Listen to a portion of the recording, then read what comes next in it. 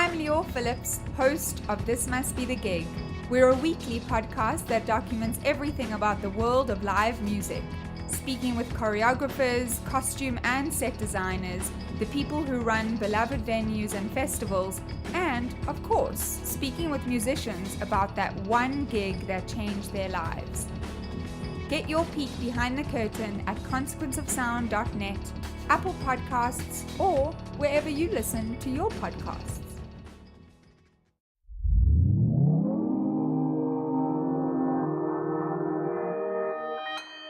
Consequence Podcast Network.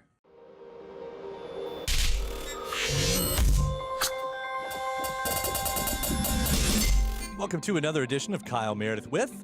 It's an audio interview series presented by WFPK Independent Louisville at WFPK.org. Consequence of Sound and the Consequence Podcast Network. Go ahead and take a moment right now. You see the subscribe button? Hit that. We do these several times a week. Would love for you to keep up with the series. I'm Kyle Meredith. Today, my guest, the legendary Roger McGuinn. You know him famous of the Byrds. In fact, we're going to be talking about a very special Byrds record. It's the 50th anniversary of Sweetheart of the Rodeo, and he's teamed up with fellow former Byrd, Chris Hillman, to take it on the road in celebration of the album. McGuinn and I are going to talk about what prompted the tour, also how the band went from psychedelic to Americana country in about 4 months back in the late 60s. We also discuss his covering Dylan through the years, Petty's love of the band, and then, as a bonus interview, I'm also going to include one with Chris Hillman that I recorded late last year. But for now, it's Kyle Meredith with Roger McGuinn of the Byrds. Hi, Kyle. What's up? First off, I'll mention you're coming to Louisville, back to Louisville, Brown Theater this coming Monday, October 1st. And what's the deal? You're playing the Sweetheart of the Rodeo in full, right? That's the deal of this tour. Yeah, we're doing that. We're celebrating the 50th anniversary of the Sweetheart of the Rodeo. It was recorded in 1968 in Nashville. Chris Hillman and Marty Stewart and his fabulous superlatives, and I'll be there too. Yeah, Marty Stewart, by the way. I'm a huge fan of all of you, and hearing that Marty Stewart is who you picked to kind of help you out on that. What took you his direction? Well, I met Marty back in the year 2000. It was a movie shoot for Dolly Parton. She was in a movie.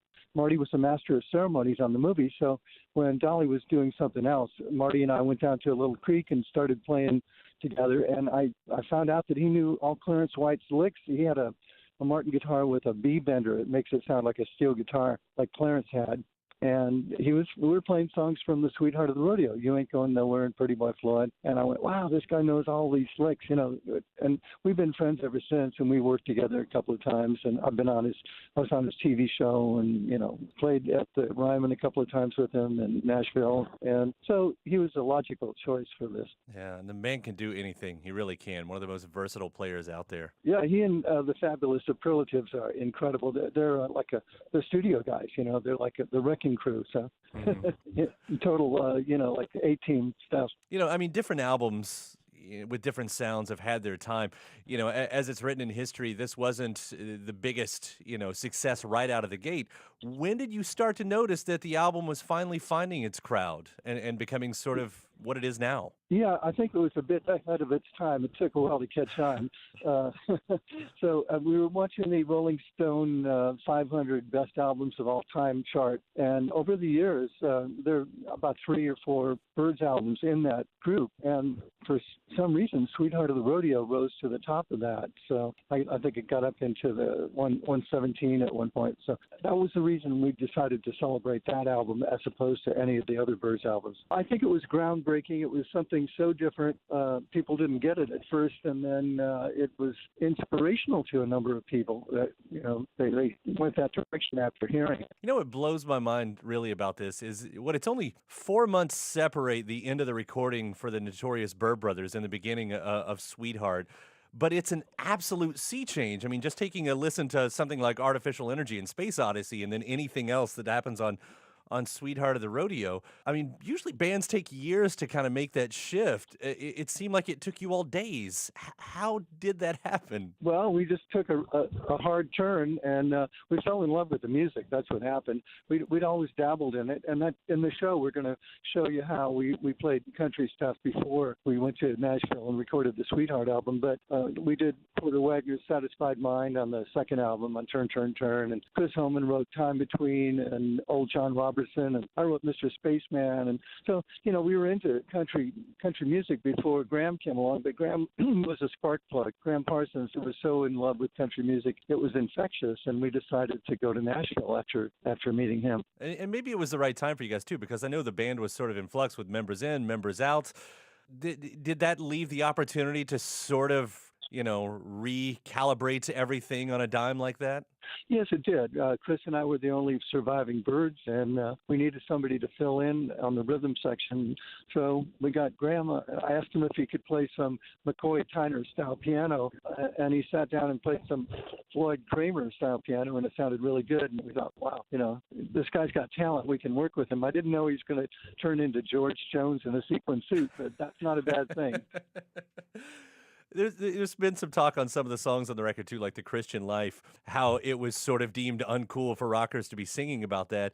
Did you ever find that hypocritical, though, that everybody was sort of into religion? It was just different religions? I mean, everybody was into what was happening in the East. This just happened to be, something that had been around in America for a long time. Yeah, I think, a lot of people in the 60s threw out the baby with the bathwater, and we just, started going from scratch, trying to find what was really true in the universe. And I even dabbled in Eastern religions, and so did my wife. And we both came to Jesus in the 70s, so, we've been there ever since. So I didn't really know what I was singing about on Christian Life when I sang it on the record, but I do now. And another one of those songs, of course, is kind of fun to look at. 100 years from now, you're halfway there.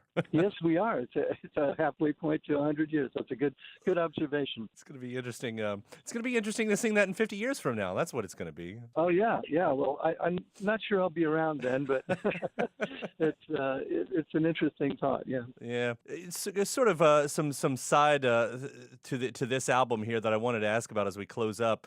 You made a lifetime with all of these amazing albums. There would be these Dylan songs sprinkled throughout.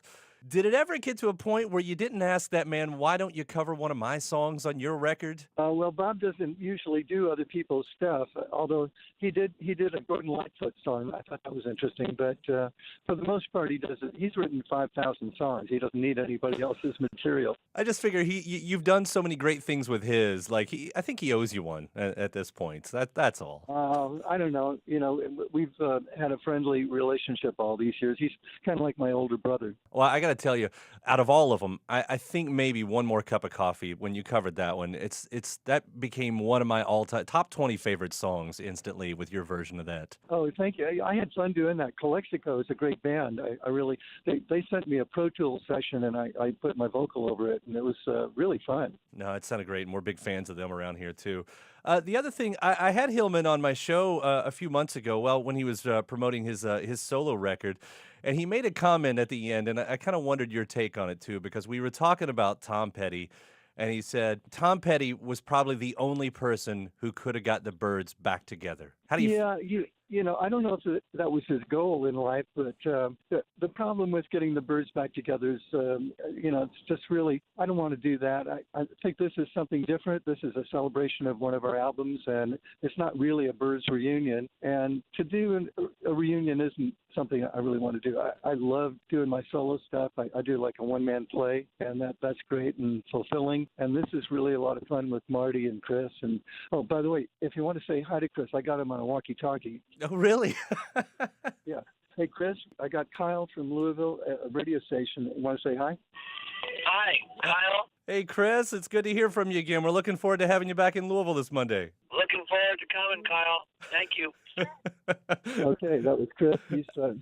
He's following us, and we're caravanning up to Boston today for a concert tomorrow. Oh, that was really cool. Thank you for that right there. That was a fun moment. Oh, you're welcome. That's fun. Yeah. So I will. So even if Petty called you, if he were still around and said, "Hey, Roger, man, it would mean the world for me. Would you do it?" You would probably have said, "Nah, it's probably not going to happen." No, yeah, I've had everybody, I've had Ahmed Erdogan and all the big wigs in the record business I've had a lot of big wigs trying to call me and tell me to get the Byrds back together. So I've had a lot of people wanting to do that, and I just don't think it's just going out for the money and trying to recreate something that was 50, 60 years ago. Yeah. I don't know.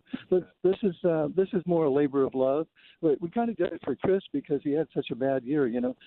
Tom died after producing his album, and then his house got burned in the fires in California.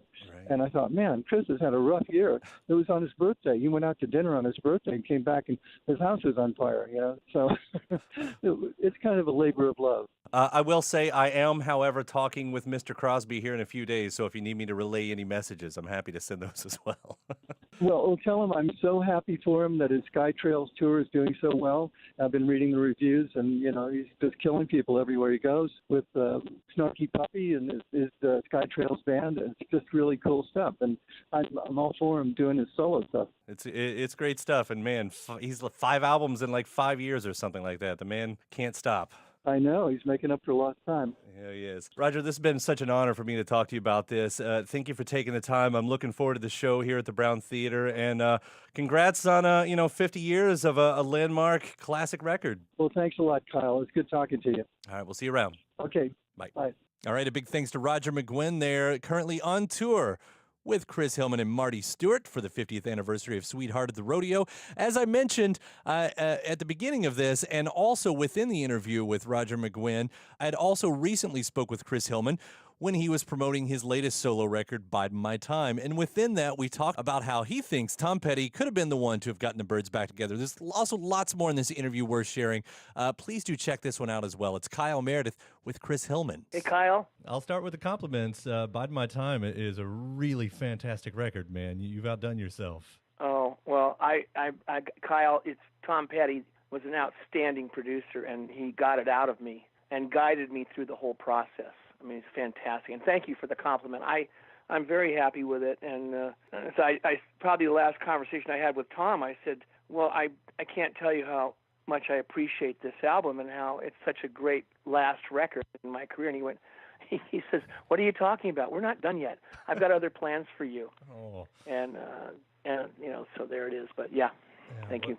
What a thing to say and to leave you on. I mean, that on one side, that's got to be such a vote of confidence right there. Sort of a supercharge. I mean, how does that line leave you at this point?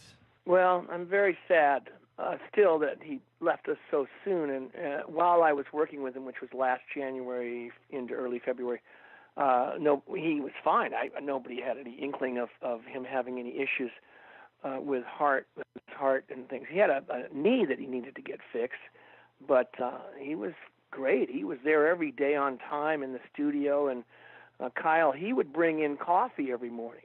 Not somebody who worked for him. He'd bring in a tray of coffee to everybody, and it speaks exactly of who this man was. He was so humble, and it was hard. And I've sort of known him since 1978, but really got to know him in the first 2 months of the year.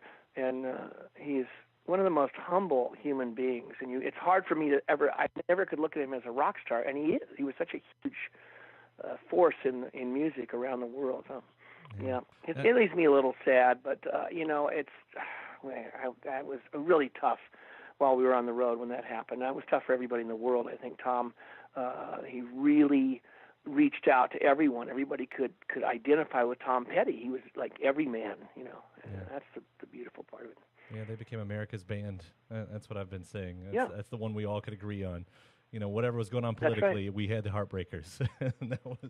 That's right. And he was the guy. He was the last rock star. I hate to say it like that, but he was, and he was just such a great musician. But we know that, yeah, he was. He was America's band. It's perfect. Well, with every bit of the respect to Tom, and I know we'll be talking about him off and on through this because you sort of have to. I don't want that to detract from this great record, because, but with that, I guess, I mean, he does play the beginning of it, right? Because I think I'd read that you had sort of just kind of gave up on becoming a recording artist, like you weren't going to do any more records. Is that how the story goes? Yeah, I felt that I didn't really have any intention of recording again. I said, well, I had a great time.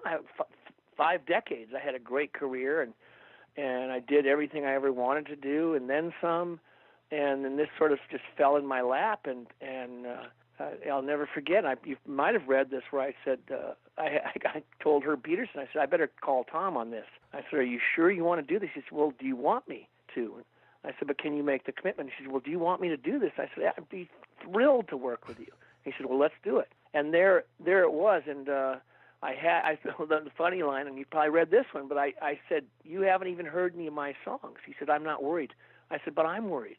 I don't know if they're right. He said, and I'll tell you if they don't. If I don't hear them, I'll tell you, and we'll work on it, or we'll go to get another song or something, which once again speaks volumes of the man and his skill at producing records, as evidenced by all the great Heartbreaker records that came out.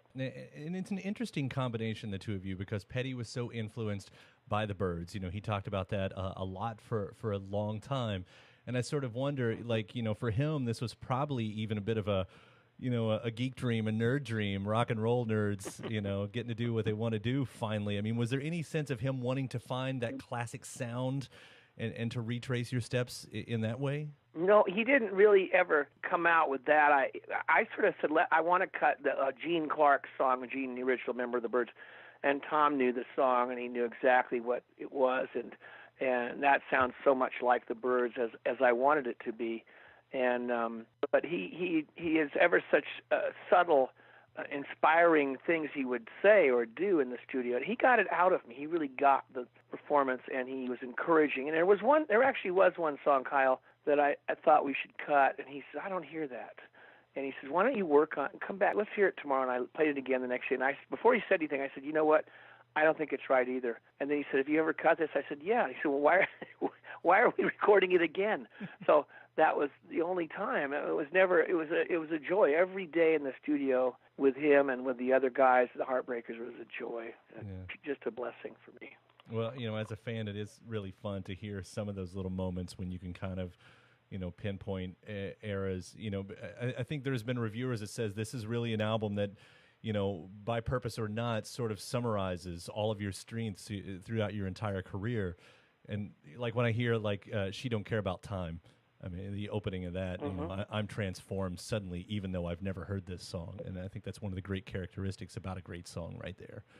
And that's what I mean. Those songs right there, was there ever that sense when you started those, or okay, this is going to be sort of, Burritos, this is going to be sort of Byrds, or does that just come out of you naturally like that? I just followed my instincts on it. I finally, at the end of the record, Kyle, I said, this is almost like a concept, like you just said. I mean, there's some bluegrass type things that I did way back when I started playing in 1963, 64, and then there's Byrds stuff, and the Flying Burrito Brothers. Yeah, there is one song. Bide My Time actually reminds me of the Burrito Brothers in a certain way, but it did take on that air of 50-year history of my music and all that. And we just, and as you may know, Walk Right Back was an accident that wasn't even planned to be on the record that Everly Brothers sung, and Tom just heard us singing it in the studio, and he stopped everything. We recorded it right there. He said, we got to put this on the album. He was absolutely right. It fit perfect. And then to have something like Here She Comes Again, that one was never recorded, right? And it sounds so early Byrds, 1965 first album or second album. And Roger McGuinn and I wrote that in 1979, and we played it once or twice live in McGuinn, Clark, and Hillman when we were going out with Gene Clark, and never cut it. And all I had to go on was a live performance that someone taped. But I felt like someday I want to record this. It just has that. I love it. I love the hook to it. And Roger was always a joy to work with. He was always fun to be in the studio with or on stage. He was great, professional.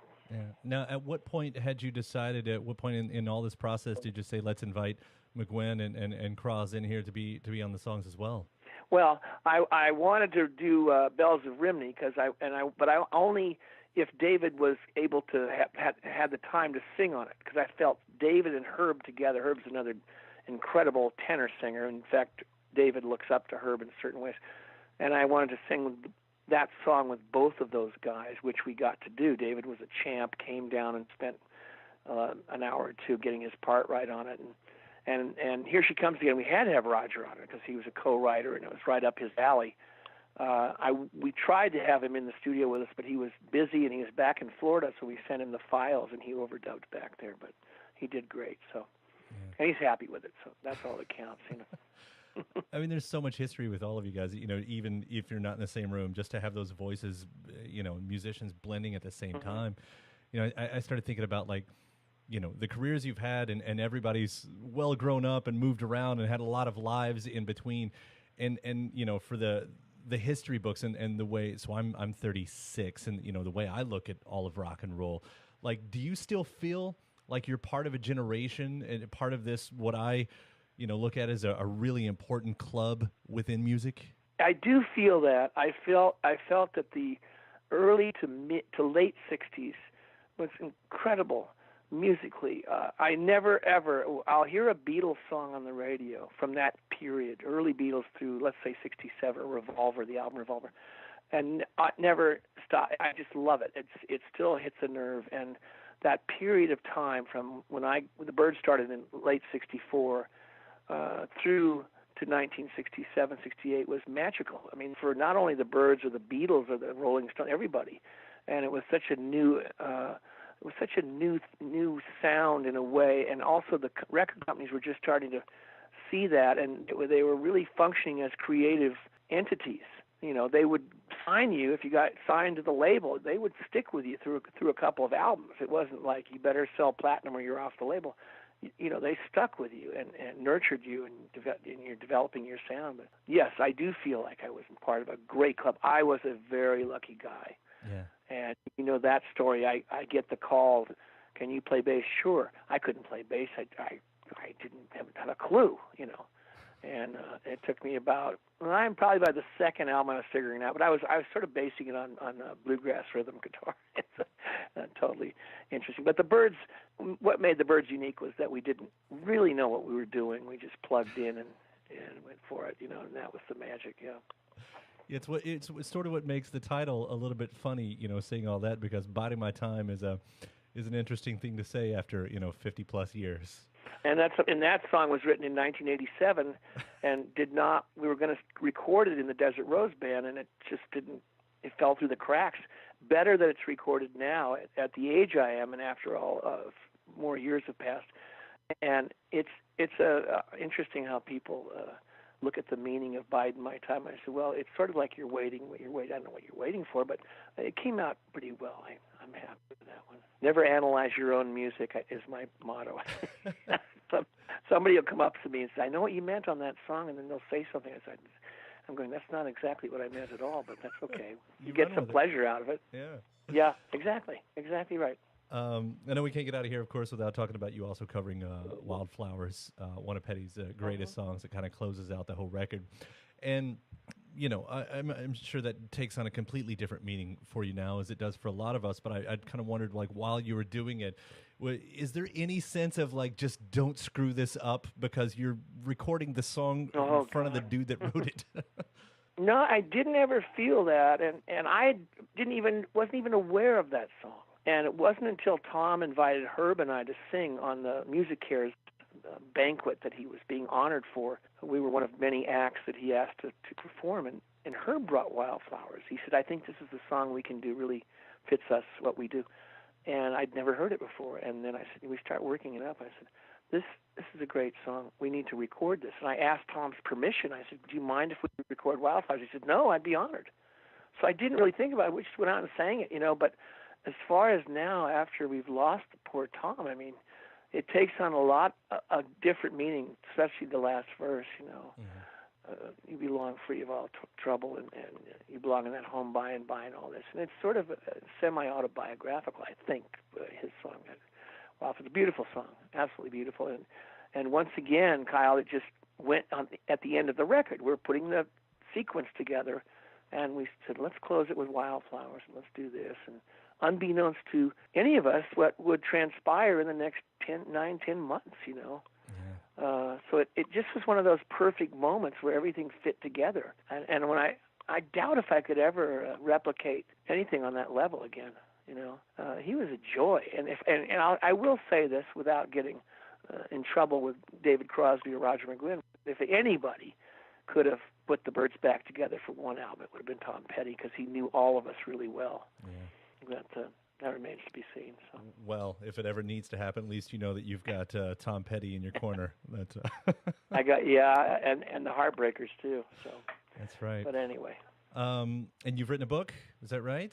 Well, I have. I've got a manuscript.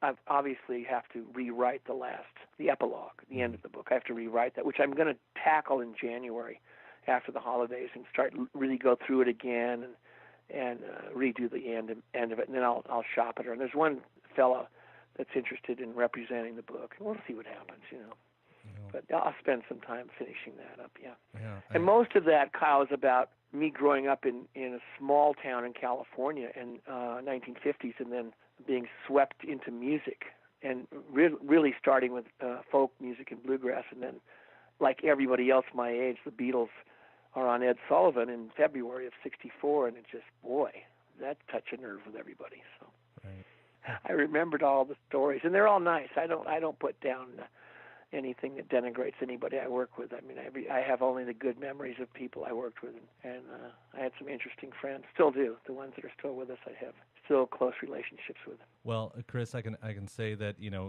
thank God to Tom Petty for having you do this record, and now that he's gone, if it takes someone else to pull you to do it again, I really hope it does happen, because I really enjoy this. But I'll say, if you just decide never to record again, for whatever reason, this is an amazing close to that chapter, either way. So You're very kind. I appreciate that, Kyle. Yeah. I really appreciate that. Thank you so much.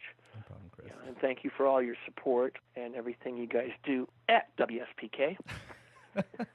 All right, Chris. So thanks you so very much. I appreciate you talking to me. Yeah, have a great Thanksgiving, my favorite holiday, the greatest. All right, you too. And have a great Thanksgiving, a good Christmas and New Year. And hopefully I'll see you down in Louisville at some point. All right, come on down. Take care. All right, buddy. All right, buddy. All right, Thank you very much.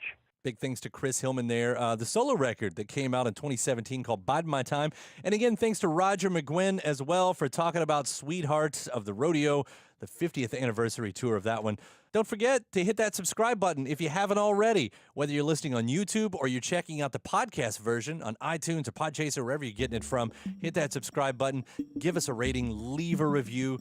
After that, you can head over to WFPK.org. That's where I do a show every Monday through Thursday from noon to 3 Eastern, where you can also find some bonus episodes of this series. I'm Kyle Meredith. I'll see you next time.